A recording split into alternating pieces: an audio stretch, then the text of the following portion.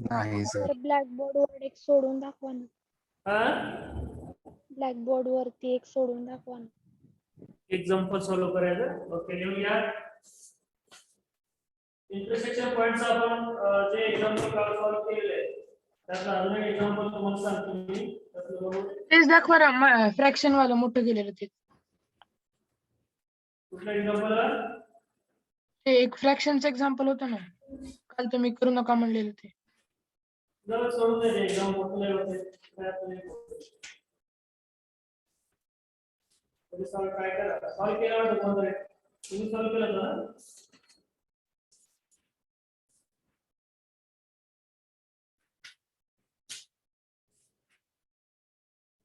Example लिखिए. Find the equation of line passing through the points of intersection of line. Find the equation of line passing through the point of intersection of the line. 2x plus 3y is equal to 30. 2x plus 3y is equal to 30. 5x minus y is equal to 7. And perpendicular to the line. And perpendicular to the line. Sir point repeat करा ना. Find the equation of line passing through the point of intersection of line. 2x plus 3y is equal to 13. 5x minus 7y, 5x minus y is equal to 7. And perpendicular to the line, 2x minus 5y plus 7 is equal to 0. Okay? Solve करायचं example. Intersection point आपल्याला दिलेले आहेत त्या required line वरती आणि एक त्या required लाईनला एक परपेंडिक्युलर लाईन दिले. त्याच्यावर आपल्याला काय करायचंय? त्याचे इक्वेशन फाइंड करायचंय. ठीक आहे? बघा इक्वेशन सांगा मला काय दिले. पहिलं इक्वेशन काय दिले? इंटरसेक्शन इक्वेशन सांगा इंटरसेक्शन ऑफ लाईनचा. ओके, तर बघा एक रिक्वायर्ड लाईन आहे. आपण काय करूया? हा लाईन काय करूया? Required line. हा रिक्वायर्ड लाईनचा आपल्याला काय करायचंय? इक्वेशन फाइंड करायचंय. त्या इक्वेशनला एक दोन लाईन इंटरसेक्शन व्हायला एक लाईन आहे. तिथे इंटरसेक्शन झालेलं आहे. त्या दोन लाईन दिल्या आपल्याला. कुठली लाईन दिली? सांगा पहिला लाईन कुठली आहे? 5x plus 3y is equal to 13. 5x plus 2x plus 3y 2x plus 3y is equal to 13. 13. दूसरा 5x minus y is equal to 7. is equal to 7. हा दोन लाईन दिले. त्या रिक्वायर्ड लाईन दिला. हा दोन पॉइंट मध्ये इंटरसेक्शन पॉइंट मध्ये हा दोन लाईनचा इंटरसेक्शन मध्ये त्या रिक्वायर्ड लाईन पास झालेले आहे. पास होऊन परत याच्या बरोबर त्याला एक परपेंडिक्युलर लाईन दिली आपल्याला. कुठला लाईन दिले? एक परपेंडिक्युलर लाईन दिले. कुठला काय नाव परपेंडिक्युलर लाईनचा? 2x minus 5y. 4x minus 5y. So 2x minus 5y plus 7 is equal to 0. Plus 7 is equal to 0. हा एक परपेंडिक्युलर लाईन दिले. हा रिक्वायर्ड लाईनचा आपल्याला काय करायचं इथं? इक्वेशन फाइंड करायचं. बरोबर आहे? इक्वेशन फाइंड करण्यासाठी आपल्याला काय काय लागतंय? एक स्लोप लागतोय आणि दुसरा पॉइंट लागतो त्या लाईन वरती. त्या लाईनचा स्लोप लागतोय आणि त्या लाईन वरती एक पास झालेला पॉइंट लागतो. पासिंग थ्रू दी पॉइंट लागतो. आपण काय करूया? हा P म्हणूया. हा पासिंग थ्रू दी पॉइंट. या दोन लाईनचा इंटरसेक्शनला ती पास झालेला आहे. म्हणजे इथं आपल्याला पॉइंट मिळतोय. एक्स आणि वाय चा पॉइंट काढायचा आहे तिथं. हे इंटरसेक्शन पॉइंट कसं काढायचं? हा दोन्ही इक्वेशन सॉल्व करायचं. त्या इंटरसेक्शन पॉइंट आपण इथं फाइंड आउट करायचे. आणि हा परपेंडिक्युलर लाईन दिले. परपेंडिक्युलर लाईनचा आपण स्लोप m1 मानूया आणि परपेंडिक्युलर कंडिशन यूज करून हा रिक्वायर्ड लाईनचा स्लोप आपण काय करूया? m2 फाइंड करूया. शेवटी स्लोप पॉइंट फॉर्म यूज करायचा आणि इक्वेशन फाइंड करायचं. ओके, पहिल्यांदा आपण काय करूया? हा दोन्ही इक्वेशन सॉल्व करायचं. या दोन्ही इक्वेशनचा इंटरसेक्शन पॉइंट आपण इथं फाइंड आउट करणार. Okay, first we solve given equation काय दिले बघा? 2x plus 3y is equal to 13. 5x minus y is equal to 7. Equation number 1 द्या, equation 2 द्या. First we find intersection of these two lines. Intersection point of these two lines. हा दोन्ही लाईनचा पहिल्यांदा काय करूया, इंटरसेक्शन पॉइंट आपण find करूया. इंटरसेक्शन पॉइंट म्हणजे काय, x आणि y चा ऑर्डिनेट आपल्याला इथं फाइंड करायचे. दॅट इज इथं पॉइंट मिळतो आपल्याला, त्या इंटरसेक्शन पॉइंट मिळतो. x आणि y चे व्हॅल्यू फाइंड करायचे. इक्वेशन सॉल्व करायचे. सॉल्व करण्याचं तुम्हाला 2-3 मेथड आहेत. एक क्रॅमर्स रूल यूज करू शकतो आपण, इन्व्हर्स मेथड यूज करून सॉल्व करू शकतो मॅट्रिक्स मध्ये, आणि एक इलिमिनेशन मेथड आपण यूज करून सॉल्व करू. ओके, कुठल्या मेथड तुम्हाला सोपं वाटते ती मेथड आपण इथं सॉल्व करू. कुठल्या मेथडने सॉल्व करायचं, क्रेमर्स टूल क्रॅमर्स रूल आपण सॉल्व करू शकतो. कारण तिथं आपल्याला चुकत नाही, आपल्याला सोपं जातो answer. D dx dy dz dz नाही दिले, फक्त d dx काढायचं आहे, त्याच्यावरनं x आणि y चे व्हॅल्यू काढायचे, dx dy काढायचे. ओके, ती सोपं जातोय. इलिमिनेशन पेक्षा तुम्हाला क्रॅमर्स रूल सोपं जातोय. काय करा, इंटरसेक्शन पॉइंट फाइंड करताना क्रॅमर्स रूल यूज करा आणि ती सॉल्व करा. Okay, solving by Cramer's rule. Solving by Cramer's rule. बरोबर आहे. d इज इक्वल टू काय येते, कोएफिशिएंट ऑफ xy. तो 3 5 minus 1. 5 minus 1. 5 minus 1. Okay, that is equal cross multiplication करा, -2 -15 is equal to -70. Okay, dx करा, dx काय करायचे, x coefficient drop करायचा, त्या ठिकाणी कॉन्स्टंट ठेवायचा आहे 13 7. ओके, 3 minus 1 y coefficient आलेली शिवाय, that is -13 7 into 3 21, that is equal to किती आहे, -34. 24.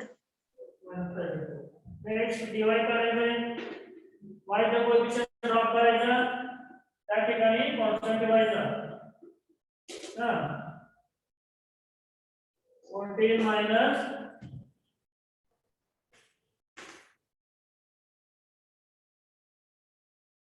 सर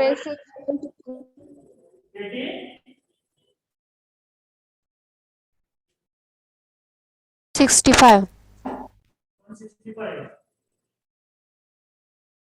नाही सॉरी 65. ठीक आहे, इज इक्वल किती येते, -51.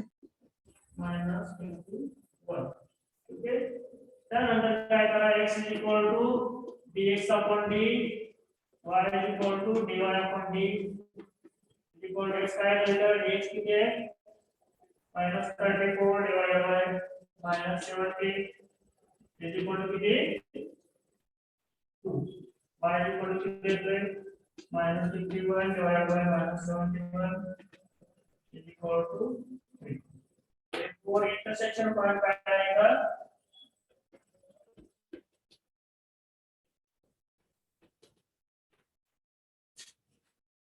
Two comma 3. बरोबर आहे. इंटरसेक्शन पॉइंट काय मिळाले आपल्याला, बघा इकडे पॉइंट मिळाले आपल्याला 2,3 इंटरसेक्शन पॉइंट मिळतो आपल्या इथं. ठीक आहे, नेक्स्ट काय करायचंय, इंटरसेक्शन पॉइंट मिळाले आपल्याला, तर त्याच्यावरून काय करायचं, इथं नेक्स्ट पॉइंट आपल्याला जे इथं आपण फाइंड केलेलं आहे.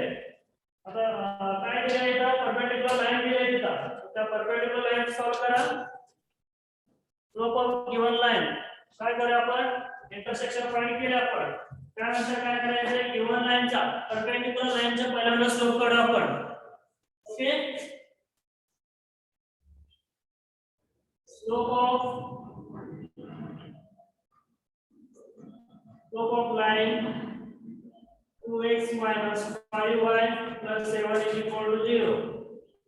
त्या लाईनचा स्लोप करा, त्याला m1 द्या, m1 is equal to minus a upon b, that is -2 upon -5 is equal to 2/5 into m1 is equal to आपल्याला 2/5 मिळतो.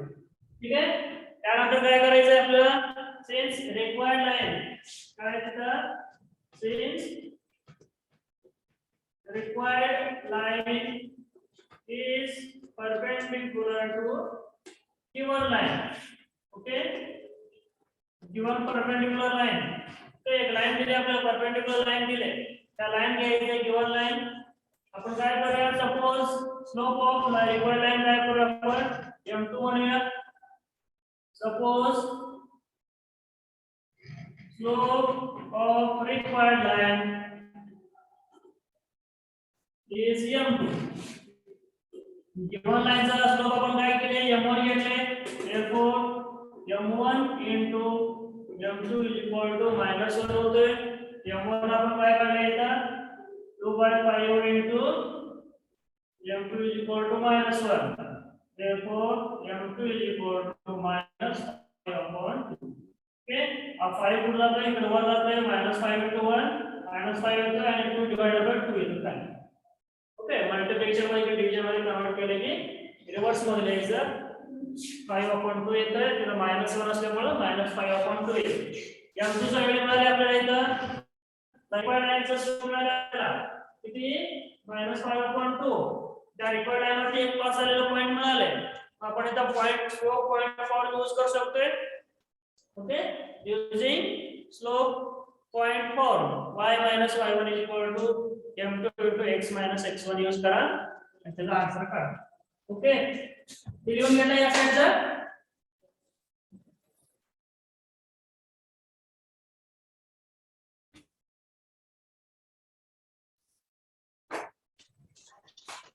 हॅलो सर, ब्लॅक बोर्ड फार ब्लर दिसतोय. No sir. दिसतोय सर, दिसतोय. सर ब्लर दिसतोय. नाही सर, दिसतोय. दिसतंय सर. तो पॉइंट फॉर्म यूज करायचा, y minus y1 is equal to m2 into x minus x1. Okay, तर y1 x1 y1 माहिती आपल्याला देतात. सर झालं सोडून. पॉइंट ऑफ इंटरसेक्शन काय बघा, x1 y1 असतील, ठीक आहे. x1 y1 तिथे ठेवा आणि m2 चा व्हॅल्यू ठेवा आणि सॉल्व करा equation. Sir 5x plus 2y minus 16 is equal to 0. हां, y minus 3 is equal to m2 किती दिले, -5/2 x minus 2. Okay, that is, आता तू काय करा, हा to right hand side, left hand side गेला तर मल्टिप्लिकेशन मध्ये जातोय. 2 into y minus 3 is equal to -5 into x minus 2 येते. ओके, आता तुम्ही मल्टिप्लाय करा ब्रॅकेट मध्ये, 2y minus 6 होतो, 5x minus 5x plus 10. इथं पण सगळ्यांना कळतो, इथून पुढे तुम्हाला कन्वर्ट करताना तो कन्फ्यूज होतो बऱ्याच जणांना. ओके, तर काय करायचं माहिती आहे का, कुठला तरी एक टर्म साइड, कुठल्याही साइडचा, राइट हँड साइडचा लेफ्ट हँड साइड घ्या, लेफ्ट हँड साइडचा राइट हँड साइड घ्या, कुठला तरी एक साइड घ्या आणि एक साइड काय करायचा, 0 ठेवायचा. ओके, तर काय करूया आपण, हा मायनस असल्यामुळे काय करूया आपण, राइट हँड साइडचा दोन्ही टर्म लेफ्ट हँड साइडला घेऊया आपण. 2y minus 6 खाली तिथं जायचं आणि -5x तिकडे गेले काय होतंय, +5x होतोय आणि +10 तिकडे गेले की -10 होतो, that is equal to 0. Okay, तर काय करूया, पहिल्यांदा x चा टर्म लिहूया. तिथं काय साइन चेंज होत नसते, इज इक्वल टू पलीकडे सगळे लेफ्ट हँड साइडच आहे, फक्त आपण टर्म्स इंटरचेंज करतोय. टर्म्स इंटरचेंज करताना होत नाही, ज्यावेळी आपण त्याचा साइड चेंज करतोय त्यावेळी साइन चेंज होत असते. साइन चेंज करताना इज इक्वल आहे ना, इथं लेफ्ट हँड साइड किंवा राइट हँड साइडला चेंज करताना फक्त साइन चेंज होते. तिथं आपण जर टर्म इंटरचेंज करत असेल तर साइन चेंज होत नाही. +5x पर्यंत लिहा, नंतर +5 2y लिहा, त्यानंतर -6 -16. This is the required equation of line. The equation is line equation. Okay, समजलं सगळ्यांना? Yes sir.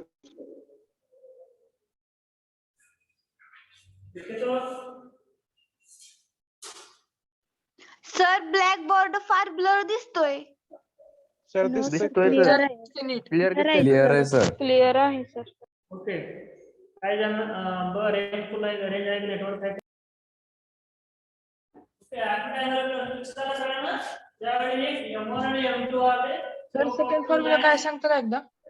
then prove that acute angle between two lines is theta is equal to tan inverse of m1 minus m2 upon 1 plus m1 into m2. हा formula use करायचा angle find करायचं. Okay, लक्षात आलं ना formula. Process काय करायचंय, पहिल्यांदा M1 आणि M2 फाइंड करा.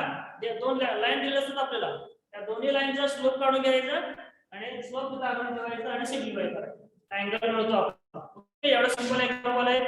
सॉल्व करूया आपण ह्याच्यावरती. काय डाऊट आहे याच्यामध्ये विचारा. सेकंड फॉर्म्युला रिपीट करता का सर? हा, सेकंड फॉर्म्युला एकदा रिपीट करा ना, ब्लर दिसतो थोडं. theta is equal to tan inverse of theta is equal to tan inverse of tan inverse कसं लिहितोय आपण, इनवर्सचा सिम्बॉल आपण पॉवरला तर मायनस वर लिहायचा. tan inverse आपण इनवर्स सिम्बॉल यूज करतोय.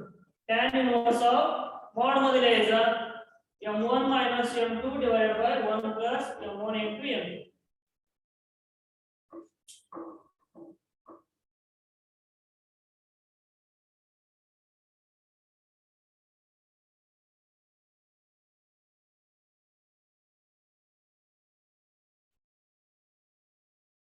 ओके, सॉल्व करायचं आहे एक्झाम्पल याच्यावरती.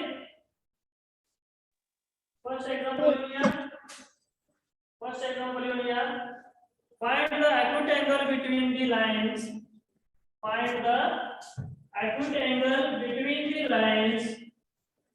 Y is equal to 5x plus 6 and y is equal to x.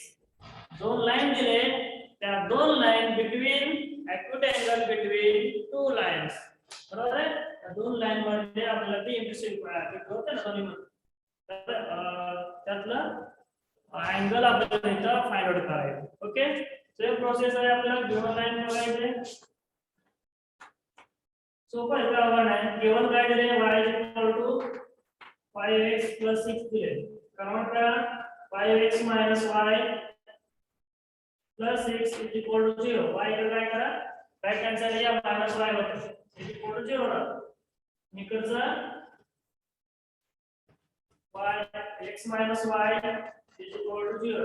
Slope काढायचा, दोन्हीचा स्लोप काढायचा. याला लाइन L1 म्हणा आणि या लाइन L2 म्हणा. ओके, L1 चा स्लोप काढा आणि L2 चा स्लोप आपण काढू. Slope of line L1, slope of line L1 is M1 billion. Therefore, M1 is equal to minus A upon B, that is equal to minus 5 upon minus 1, that is equal to 5. Okay, M1 is equal to किती आले, 5 मिळाले. Next, slope of line L2 is M2, then M2 is equal to minus A upon B, that is equal to minus 1 upon minus 1 plus. M2 is equal to किती आले इथं 1 मिळाले. M1 is equal to किती मिळाले, 5 मिळाले. Okay, we know that if theta is the acute angle between the lines, if theta is the acute angle between the lines,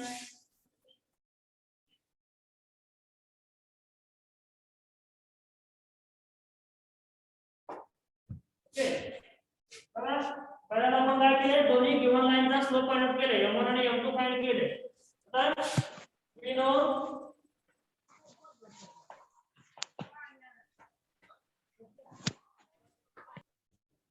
theta is the acute angle between lines. Then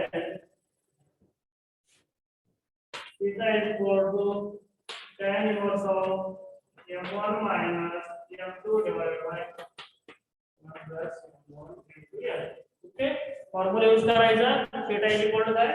If theta is the acute angle between the lines, then theta is equal to tan inverse of M1 minus M2 divided by 1 plus M1 into M. Okay, formula माहिती आहे आपल्याला. M1 M2 आपण काढलेला आहे तेव्हा M1 किती आले, 5 आले. M2 किती आले, 1. okay, that is equal to tan inverse of 4 upon 6. किती आले tan inverse of 4/6 येते that is हर लागले तर बघा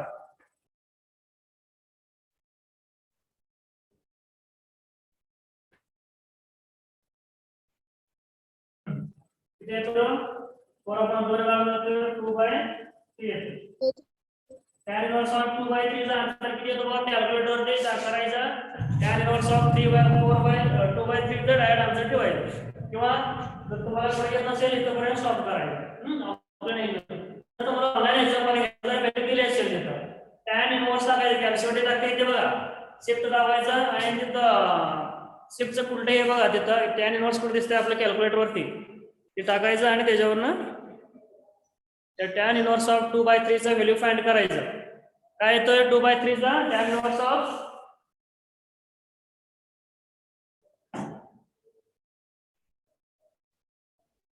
कॅल्क्युलेटर आहे का सगळ्यांकडे येस सर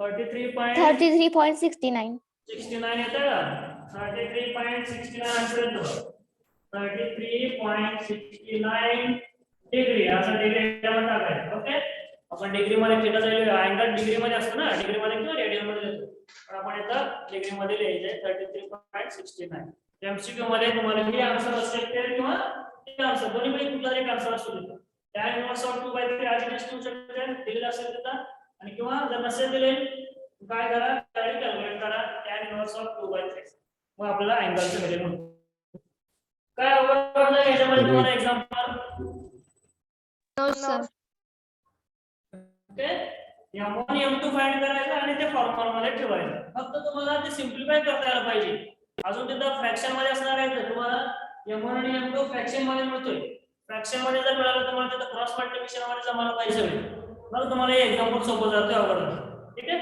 सोपं जातोय देऊया नेक्स्ट एक्झाम्पल फ्रॅक्शन मधलं काय हां घ्या एक्झाम्पल सर एक्झामला कॅल्क्युलेटर चालतंय हां एक्झामला कॅल्क्युलेटर अलाउड आहे काय अलाउड आहे हां बरं सर त्यासाठीच तुम्हाला कॅल्क्युलेटर दिले ना सर कॅल्क्युलेटर अलाउड असतं okay find the angle between the lines find the angle between the lines 3x minus 2y is equal to 6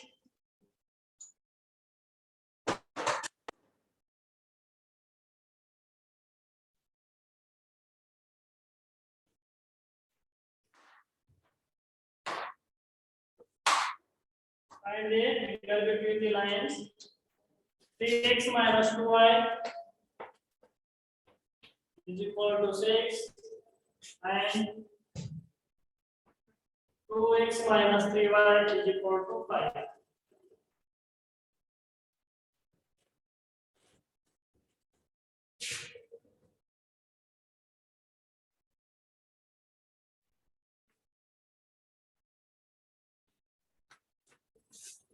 Okay, बघा सॉल्व करूया आपण गिवन लाईनला पहिला ग्राफ पडला L1 मानूया याला L2 मानूया given line okay slope of line L1 केली आपण कोणता slope of line L1 is m1 then m1 is equal to minus a upon b that is minus of coefficient of x divided by coefficient of y that is equal to minus 3 upon minus 2 is equal to 3/2 next item slope of line L2 is m2 bigger therefore m2 is equal to minus a upon b that is minus 2 upon minus 3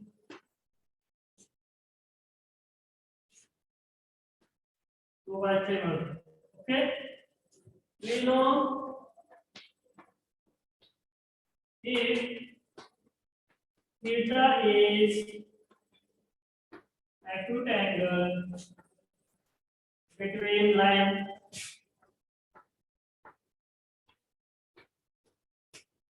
lines, then theta is equal to tan inverse of m1 minus m2 divided by 1 plus m1 into m. Okay.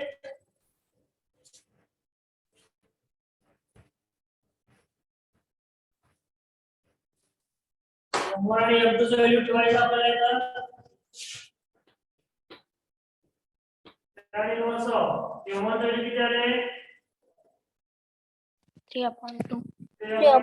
minus 2 by 3 divided by 1 plus 3 by 2 into 2 by 3. आता कुठला term cancel होतोय माहिती आहे का? तो वरचा cancel होतोय का? 2 कॅन्सल होतोय का? 3 3 नाही मायनस असल्यामुळे नाही कॅन्सल होत. पोलिस आहे नाही. मायनस म्हणून कॅन्सल होत नाही. इथं होतंय का? होत आहे होतंय सर काय होतंय इथं? काय होतंय? Multiplication Multiplication. दोन्हीमध्ये येतं मल्टिप्लिकेशन मध्ये. त्यामुळं हा 2 2 कॅन्सल होते, 3 3 कॅन्सल होते. इथं होत नाही. मायनस मध्ये मायनस आहे. प्लस किंवा मायनस असेल तर होत नसते. लक्षात ठेवा. हे काय करावं आपण एक क्रॉस मल्टिप्लिकेशन करायचं आपल्याला इथं. बरोबर आहे? या दोन्हीचा क्रॉस मल्टिप्लिकेशन करा. 3 into 3 9 minus 2 into 2 4. divided by 2 into 3 6. That is 1 इथं आले आणि प्लस सगळे कॅन्सल झाले इथं 1 राहतो. ओके. डिनॉमिनेटर काय आलं इथं 1 plus 1 राहतो.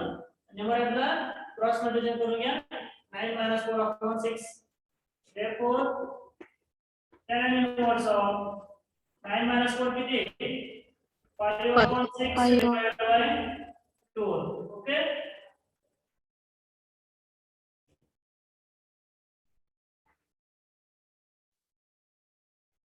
काय मिळालं 5 by 6 मिळाले डिवाइडेड बाय 2 आहे.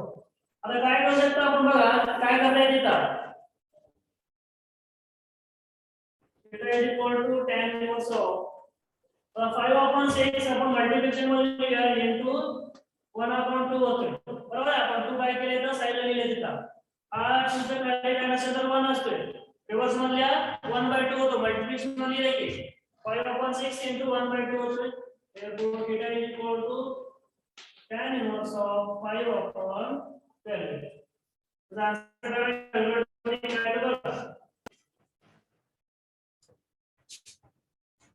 22.61. 22.61. 22. Yes, sir. 22.61 degree.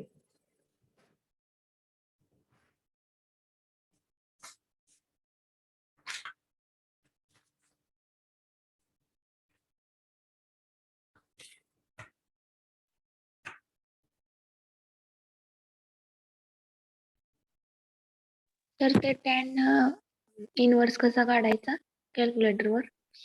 कॅल्क्युलेटर वर टाकायचं. tan inverse of 5 upon tan inverse टाकायचं पहिल्यांदा, मग ब्रॅकेट मध्ये 5 upon 12 टाकायचा आणि ब्रॅकेट कंप्लीट करायचा, मग आन्सर काढायचा डायरेक्ट. असं ब्रॅकेट न टाकता टाकू नका, नंबर ते चुकते. tan inverse टाकायचा, ब्रॅकेट मध्ये 5/12 करायचा, ब्रॅकेट कंप्लीट करायचा आणि इक्वल दाबायचं, आपला आन्सर मिळतोय.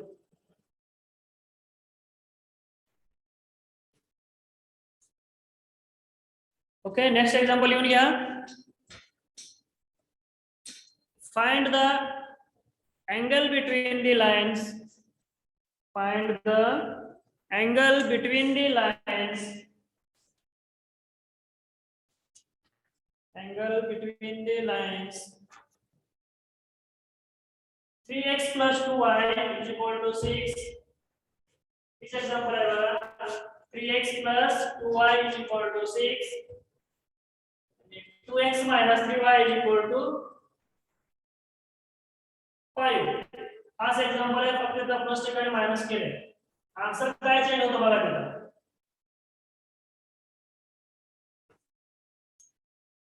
सॉल्व करा सगळ्यांनी बघा. इथं पण डायरेक्ट झाले माझा आन्सर. इथं पण -3/2 येतोय, इथं 2/3 येतोय. इथं फक्त चेंज होतो. इथं बघा -3/2 येतोय, इथं मायनस येतोय. काय तुम्हाला आन्सर सांगायचं बघा.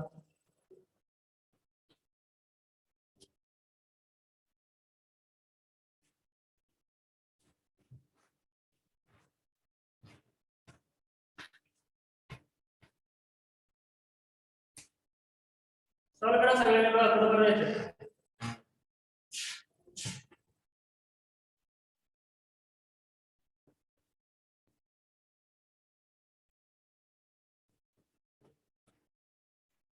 तिथपर्यंत सॉल्व करा, तिथून मला आन्सर सांगायचं पुढं काय आहे.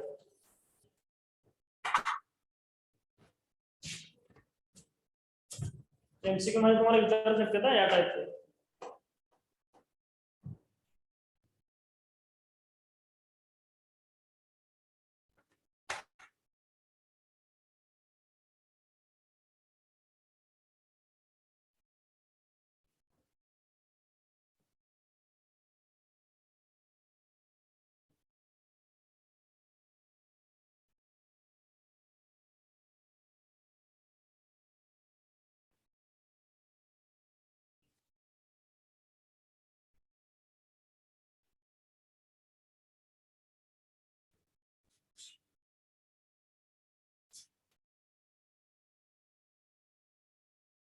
सर 13/0 येते, नॉट डिफाईन्ड होईल ना? -30 ना हा, मग नॉट डिफाईन्ड होईल ना?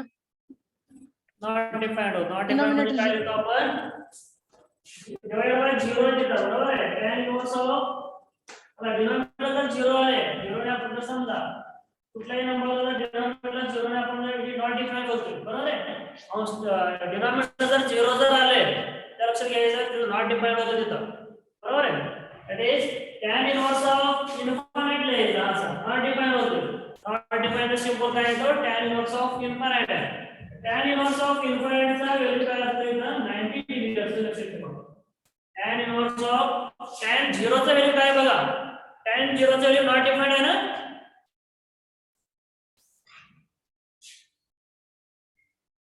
tan इन्व्हर्स ऑफ इन्फायनाइटचा व्हॅल्यू काय असतो इथं 90 डिग्री येतो बघा लक्षात ठेवा सगळे.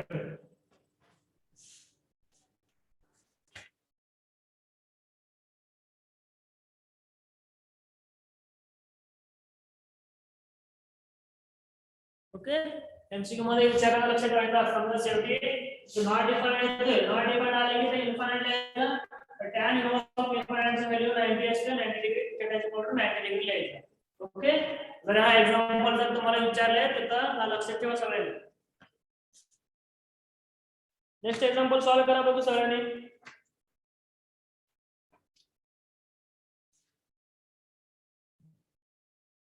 Find the angle between the lines. Find the angle between the lines. 3x minus y plus 4. 3x minus y plus 4 is equal to 0 and 2x plus y minus 3 is equal to 0. Solve करायचा answer काय आहे ते सांगा मला.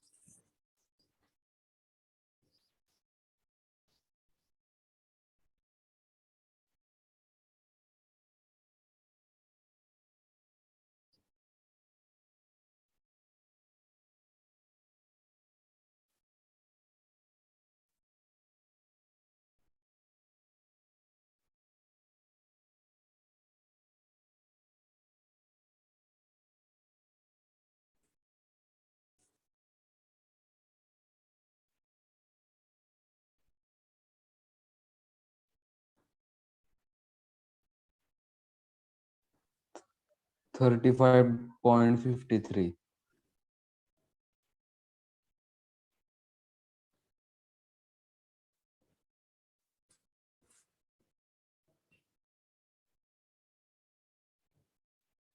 जे कुठलं answer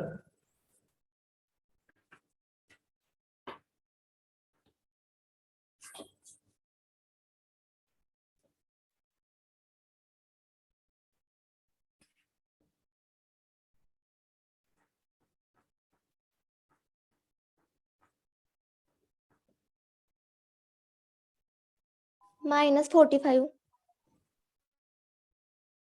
-45 मॉडचे नाही देता मॉड सिंबल असल्यामुळे ते प्लस मध्ये कन्वर्ट होतो लक्षात ठेवा मॉडचा अर्थ काय असतंय तिचा समजा आन्सर मायनस मध्ये आले तिथं ते प्लस मध्ये ठेवायचं आहे -45 tan इनवर्स ऑफ 45 येते बरोबर आहे tan इनवर्स ऑफ 1 येते -1 नाही येते tan इनवर्स ऑफ 1 घ्यायचं tan इनवर्स ऑफ 1 चा व्हॅल्यू 45 डिग्री येते सर +45 येते का -45 येते? +45 अँगल प्लस मध्ये असतो मायनस मध्ये नसते कधी टोटल एज नाही ॲक्युरेट अँगल कसं असतं प्लस मध्ये येते त्यामुळे ते मॉड सिम्बॉल दिल्यावर तुम्हाला ते मॉड सिम्बॉल समजा मायनस आले की प्लस मध्ये लिहायचं त्यासाठी ती मॉड सिम्बॉल दिलेलं आहे मॉड म्हणजे याचा अर्थ काय तर आन्सर मायनस मध्ये जर येत असेल त्याला प्लस मध्ये कन्वर्ट करा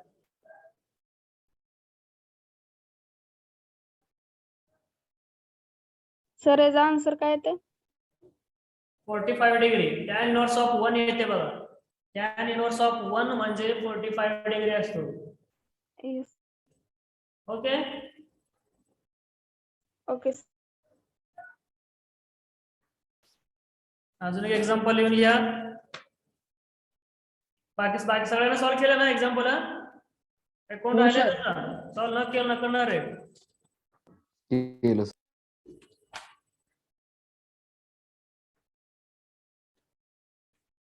find the acute angle between the lines find acute angle between the lines whose slopes are √3 and 1/√3 whose slopes are √3 and 1/√3 तर डायरेक्ट मला स्लोप दिलेला आहे डायरेक्ट m1 आणि m2 चा व्हॅल्यू दिलेला आहे ऑलरेडी m1 आणि m2 चा व्हॅल्यू दिलेला आहे इथं डायरेक्ट फॉर्म्युला यूज करा थीटाचा व्हॅल्यू फाइंड करा किती येतो बघा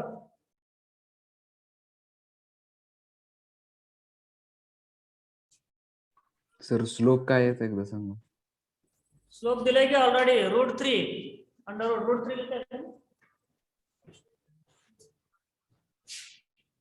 एक √3 दिले आणि दुसरा 1/√3 दिले ठीक आहे याला m1 माना याला m2 माना आणि डायरेक्ट फॉर्म्युला यूज करा m1 m2 ठेवा डायरेक्ट तुम्हाला स्लोप दिले तिथं आपल्याला स्लोप काढायची काय गरज नाही इक्वेशन वर काय दिलं आहे तिथं स्लोप दिलेला आहे sir equation 30 degree 30 degree okay बरोबर आहे रोल नंबर 29 प्रेझेंट आहेत का